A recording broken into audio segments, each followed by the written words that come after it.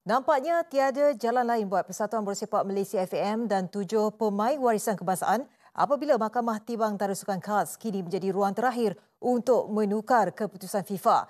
Bagi FAM, mengenakan tindakan perundangan ke atas Badan Induk Bola Sepak Dunia berkenaan adalah perkara yang tidak pernah terlintas buat ahli gabungan untuk dilakukan. Ya, apapun kita menghormati keputusan FIFA, perubahan FIFA ini kita hormati dan tentu sekali ini belum lagi akhirnya kepada episod ini ya. Kita akan minta kepada FIFA untuk ground decision ni lah ataupun ground judgment ini kita akan minta sekali lagi atas appeal kita ini dan kita harap selepas kita menerima kita ada 21 hari ya untuk melakukan tindakan selanjutnya.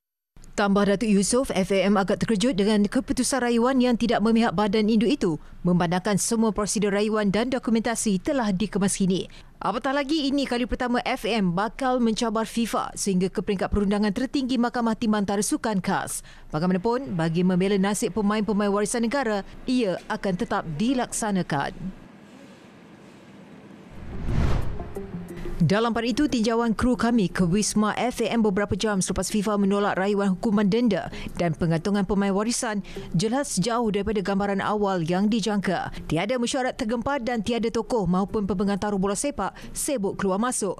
Menyaksikan suasana sepanjang pagi berjalan agak tenang di Kelana Jaya. Pemangku Presiden Datuk Muhammad Yusof Mahathir dilihat tiba di pekarangan pejabat jam 9.30 pagi.